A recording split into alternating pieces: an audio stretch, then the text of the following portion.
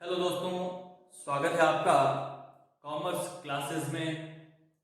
आज हम नेक्स्ट जो है आर्थिक अवधारणा और नियोजन वाले टॉपिक में पढ़ेंगे सकल घरेलू उत्पाद जीडीपी और उसके अलावा प्रति व्यक्ति आय और राष्ट्रीय आय की गणना। यहाँ से एग्जाम में क्वेश्चन पूछा जाता है। मोस्टली यहाँ से राष्ट्रीय आय की गणना वाले टॉपिक में से क्वेश्चन पूछे जाते हैं।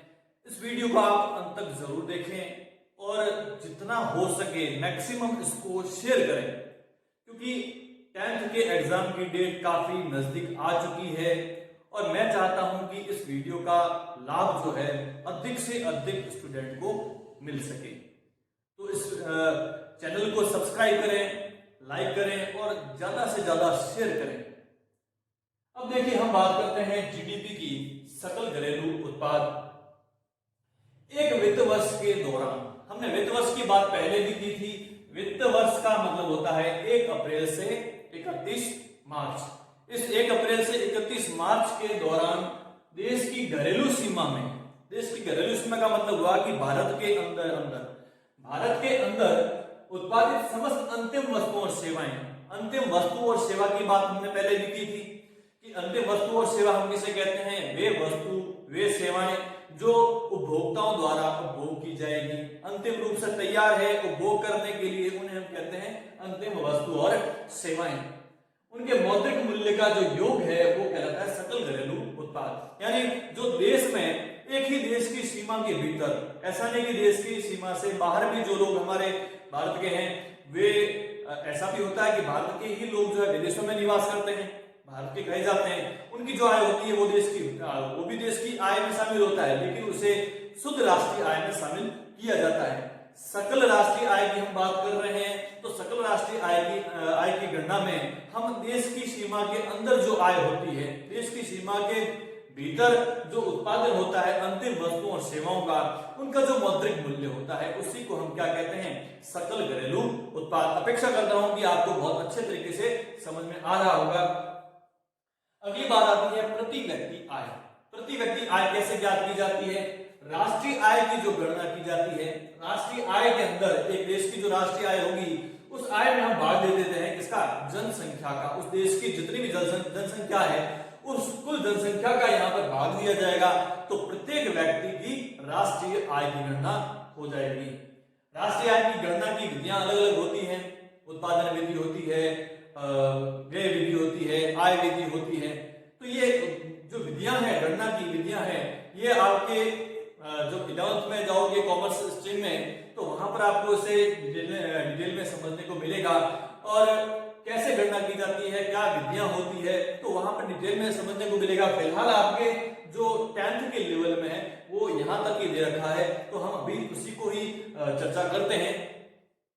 अगली बात आती है, बहुत ही इंपॉर्टेंट पॉइंट है, भारत में राष्ट्रीय आय की गणना। यहां से एग्जाम में क्वेश्चन पूछा जाता है। क्या कहता है कि स्वतंत्रता से पूर्व, भारत जब आजाद हुआ था उससे पहले भारत में राष्ट्रीय आय की गणना पहली बार किसने की थी? दादा भाई नौरोजी। श्री दादा भाई नौरोजी के द्वारा भारत में सबसे पहले राष्ट्रीय आय की गणना की गई थी। कब की गई थी? सन 1868 में। ये एग्जाम में क्वेश्चन पूछा जाता है कि भारत में पहली राष्ट्रीय आय की गणना कब हुई थी? 1868 में हुई थी। किसने की थी? श्री दादा भाई नौरोजी के द्वारा की गई थी। तो यहां पर आपके सवाल बनता है, इसको ध्यान रखेंगे। अगली बात आती है स्वतंत्रता के पश्चात। स्वतंत्रता के बाद में जब हमारा देश आजाद हो गया, उसके बाद में पीसी महालनोबिस, बहुत ही महान व्यक्ति हैं ये, इन्हें अर्थशास्त्र के क्षेत्र में नोबेल पुरस्कार भी प्राप्त हुआ है।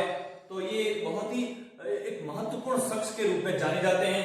पीसी महालनोबिस, इनकी अध्यक्षता में, ध्यान देना, पीसी महालनोबिस की अध्यक्षता में 4 अगस्त 1949 को, ये पॉइंट जो है एग्जाम में पूछा जाता है कि राष्ट्रीय आय समिति का गठन किया गया था। सवाल पूछा जाता है कि राष्ट्रीय आय समिति का गठन कब किया गया था?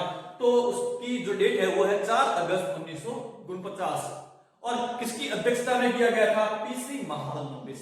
ये ध्यान रखना, पीसी महालनोबिस की अध्यक्षता में उसे अध्यक्ष बनाया गया और उसी की अध्यक्षता में एक समिति का गठन किया गया। कब? स्वतंत्रता के बाद में, 4 अगस्त 1949। अब एग्जाम में ये पूछा जा सकता है कि राष्ट्रीय आय समिति का गठन कब हुआ? तो उसका आंसर क्या होगा? 4 अगस्त 1949 को उसका गठन किया गया। इसकी जो पहली रिपोर्ट आई थी वो आई थी 1955 में। रिपोर्ट क्या होती है कि जो राष्ट्रीय आय की गणना है वो गणना करने का तरीका क्या होगा, क्या नियम लगाए जाते हैं, कैसे गणना की जाती है, किसको आधार माना जाएगा, तो वो पहले की रिपोर्ट तैयार करते हैं। यदि उसकी रिपोर्ट सही मानी जाती है तो उसके आधार पर आगे की कार्रवाई की जाती है। तो उसमें इसकी स्थापना हुई थी 1950 में और इसकी जो पहली रिपोर्ट आई थी वो आई थी 1955 में। ठीक है, तो यहां से भी क्वेश्चन पूछा जा सकता है कि राष्ट्रीय आय समिति की जो पहली रिपोर्ट आई थी वो कब आई थी? तो 1955 में उसकी पहली रिपोर्ट आई थी। इसके पश्चात राष्ट्रीय आय की गणना का जो कार्य है, यहां से बहुत ही इंपॉर्टेंट क्वेश्चन पूछा जाता है कि राष्ट्रीय आय की गणना का जो कार्य है, केंद्रीय सांख्यिकी संगठन CSO, सेंट्रल स्टैटिस्टिकल ऑफिस, ठीक है, या ऑर्गेनाइजेशन भी कह सकते हैं, सेंट्रल स्टैटिस्टिकल ऑर्गेनाइजेशन को सौंपा गया, उसे दे दिया।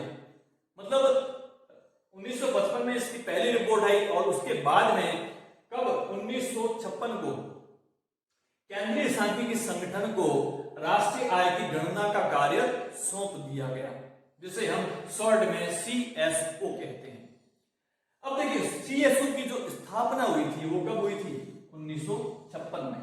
हमारे बुक के अंदर से 1955 दे रखा है, जो कि गलत है। 1956 में केंद्रीय सांख्यिकी संगठन की स्थापना की गई थी और 1956 से ही आज भी वर्तमान में प्रति वर्ष जो है राष्ट्रीय आय की गणना CSO के द्वारा की जाती है। तो एग्जाम में यह भी पूछा जा सकता है कि केंद्रीय सांख्यिकी संगठन की स्थापना कब हुई? तो 1956 में हुई। वर्तमान में राष्ट्रीय आय की गणना का कार्य किस संगठन के द्वारा किया जा रहा है? तो वो है केंद्रीय सांख्यिकी संगठन। अब बात आती है राष्ट्रीय आय मापने की जो उत्पादन विधि है। मैंने अभी आपको बताया विधियां, आय विधि, व्यय विधि और उत्पादन विधि, 3 विधियां होती है और जो उसमें उत्पादन विधि है उस उत्पादन विधि को ही हम मूल्य वृद्धि विधि कहते हैं, जो हमने पहले भी बात की थी।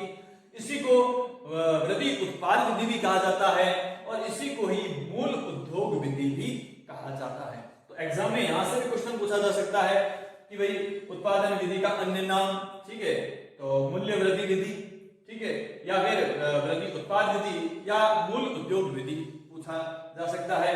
हालांकि इतना महत्वपूर्ण नहीं है, फिर भी आपके नॉलेज के हिसाब से इसे ध्यान होना जरूरी है।